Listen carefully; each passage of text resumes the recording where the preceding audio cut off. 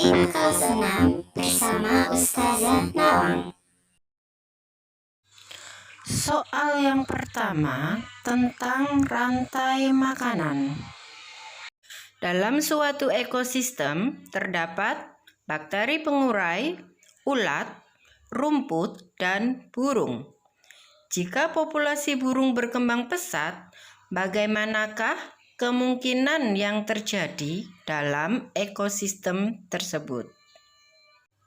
Untuk menjawab soal tersebut, kita harus membuat rantai makanan terlebih dahulu. Dalam rantai makanan, yang pertama adalah produsen, yaitu makhluk hidup yang bisa membuat makanannya sendiri. Setelah itu, produsen akan dimakan oleh konsumen 1, konsumen 2, dan seterusnya. Di dalam soal, yang berperan sebagai produsen adalah rumput.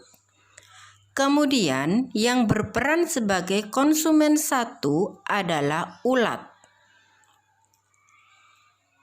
Yang memakan ulat, yaitu konsumen kedua, adalah burung. Setelah burung mati, akan dimakan atau diuraikan oleh bakteri pengurai. Kemungkinan yang terjadi jika populasi burung meningkat adalah jumlah populasi ulat akan berkurang. Dan kemungkinan yang kedua adalah jumlah populasi rumput akan meningkat karena jumlah populasi ulat yang memakan rumput jumlahnya berkurang. Soal yang kedua tentang sistem peredaran darah. Menjelaskan tentang sistem peredaran darah besar dan kecil. Untuk menjawab soal yang kedua, kalian harus hafal organ-organ yang ada pada sistem peredaran darah dan arus aliran darah. Peredaran darah besar adalah peredaran darah yang melalui seluruh tubuh. Darah bersih atau darah kaya oksigen akan dipompa keluar dari jantung oleh bilik kiri. Kemudian darah akan diedarkan ke seluruh tubuh oleh pembuluh arteri. Oksigen di dalam darah akan masuk ke sel-sel tubuh dan karbon dioksida dalam sel tubuh akan masuk ke dalam darah. Yang kemudian darah tersebut disebut darah kotor. Darah kotor akan dikembalikan ke jantung melalui pembuluh vena.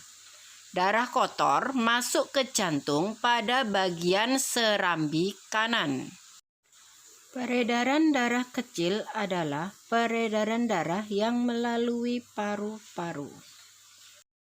Darah kotor atau darah kaya karbon dioksida akan dipompa keluar dari jantung oleh bilik kanan.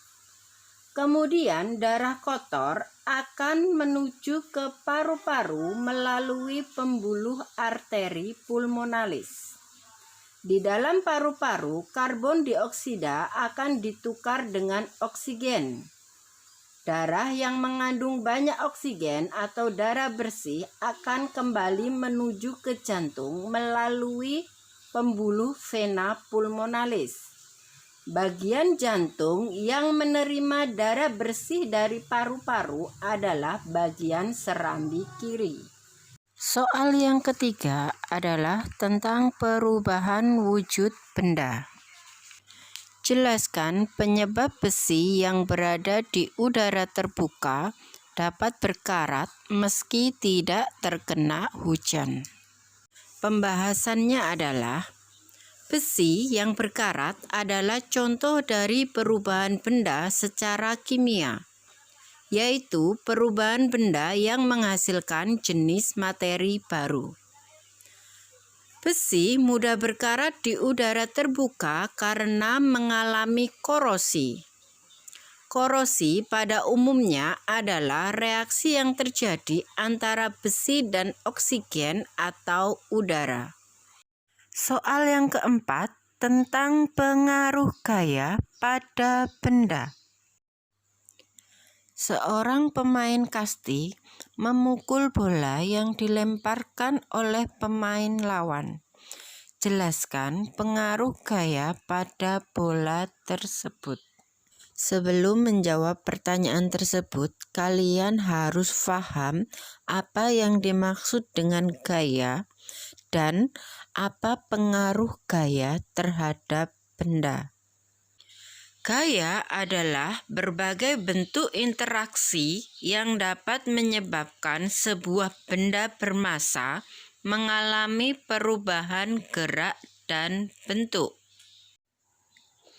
Pengaruh gaya terhadap benda antara lain, gaya dapat mengubah bentuk benda. Gaya dapat membuat benda diam menjadi bergerak. Gaya dapat mengubah kecepatan benda. Gaya dapat mengubah arah gerak benda. Dan gaya dapat membuat benda bergerak menjadi diam. Bola kasti dilempar, selanjutnya dengan keras mengayunkan pemukul agar mengenai bola kasti dan terlempar jauh.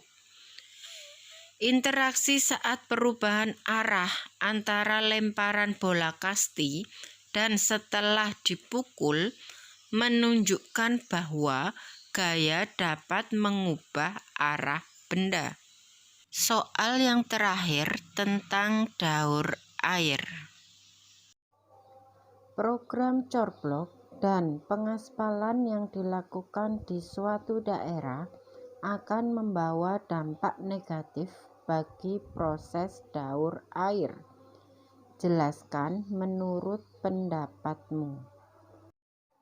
Untuk bisa menjawab soal tersebut, kalian harus paham tentang daur air.